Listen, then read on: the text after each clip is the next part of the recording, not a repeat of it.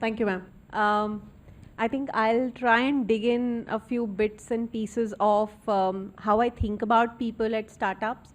And I think I'll go back to where I started, and especially back on campus. I think a lot of us thought the HR course is like side business and paid very little attention to it. The first 4 years I was at IBM and J&J Medical, and there every time a review meeting used to happen, every time you were supposed to write what you did for the week or what's your achievement, and or the annual appraisal, the huge form used to come. And I think that was a big put off, and I used to keep thinking, why are they asking me so much? Why don't they just let me work? And you know, why do big companies make it so slow and so difficult? And when you run your own startup, and the moment you are above maybe 50 people, and it hits you, because that's when you realize why big companies are big companies and why you are a small company, because there are no people processes. Everybody in the company has a different level of motivation. Most of the times as founder, you start with thinking everybody's motivation is as high as yours. Everybody is self-motivated. Everybody knows exactly what they need to do, whether it's a structured situation or an unstructured situation. And that, I think, is a starting point to understand how important is people and people processes in a company. So I think a lot of my lessons are through one, you know, not liking the entire process at all, to believing that that's the only way to make a business succeed. I've made immense amount of mistakes in my people journey.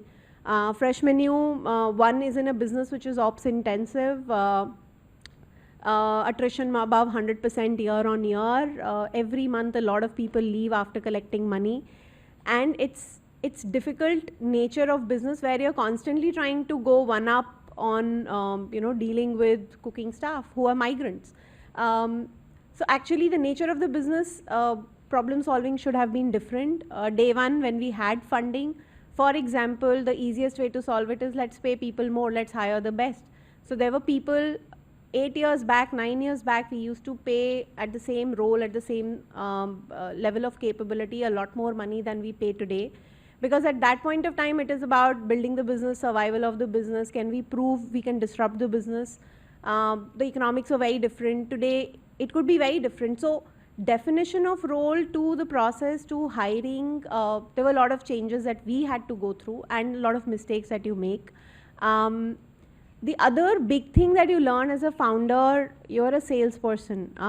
So my biggest learning on hiring actually came from Bhavish at Ola.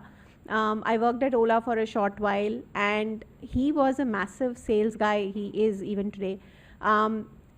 First meeting at 9 p.m. in his office on like a Friday evening. Saturday morning he messages, so what have you thought? Like, I'm still thinking, okay, let's meet for coffee. Okay, sorry, today I'm busy. No, at 10 p.m. I'll come down. Wherever you are, I'll come and meet you. At 10:30, he comes down to meet one night, second night, till he gets, yes, we'll join you. Okay, can you join as of yesterday? So the hiring process and the learning that a founder has to hustle through hiring, talent's obviously hard. Very few people you will find that you have a wavelength match, and you have to convince them all out that, you know, they need to join you. So hiring's like a big force multiplier in the company. As a founder, in last 9 years, I think I would have spent about 20-30% of my time hiring. Most of the time goes in hiring, figuring out sources of hiring, meeting people, traveling to where they are. A lot of times, you know, the supply and demand is a challenge. So if somebody says, I live far off, okay, I'll come and meet you 2 weeks later. No, I'll come where you are. Aap batao kitne baje milne aana hai. So hiring is, I think, a huge piece of this whole puzzle. And I think solving for people, another learning, and that's a very tough one. You have to shrink your ego to this size.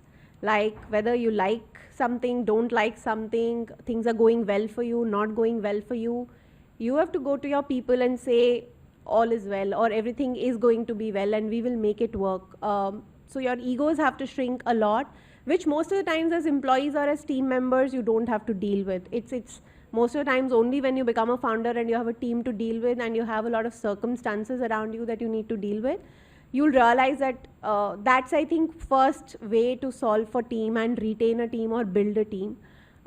As a company, some of the difficult lessons we learned, and obviously when you're on an upswing, when there's things going well, answers are very different from the team, from your side. When things are difficult, when you know that the money is run out, we didn't have money and then COVID had hit. So we knew we literally had to figure out every month, how do we survive? Do we even try to survive or not? Do we exit to somebody? So you can run parallel conversations in your head and manage the equation. And one thing that was hard hitting was first time in COVID when we had to go and announce to the team that we will have to let go people due to the COVID downturn. And for a couple of months, we want to cut on salaries and we want everyone to take home less money. And couple of guys just walked in and said, "आप हमको क्यों कम पैसे देंगे?" It's like, sorry, we don't have money. But आपने पहले profit कमाया होगा ना. So that hits you because, all this while, you're trying to build a business for growth, for other metrics, and profitability was not the most key number. And even if you tell them कि हमने पास में कोई profit नहीं बनाया, उसको क्या फ़र्क पड़ता है? उसको इस महीने का पैसा चाहिए.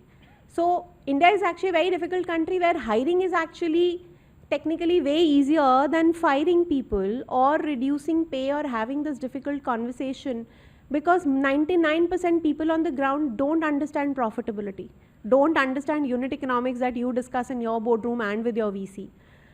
So that, I think, is a life lesson that I'll take कि past में profit नहीं बनाया था क्या. So I think these are lessons on people. Obviously, you can go on and on. नहीं, हाँ. Those also. So when you interview people and said, "Madam, हमने तो इंटरनेट पे देखा आप IIMA अहमदाबाद गए थे." Like, yes, but आपको देख के लगता नहीं है. It's like, yeah, I should have had horns on my head.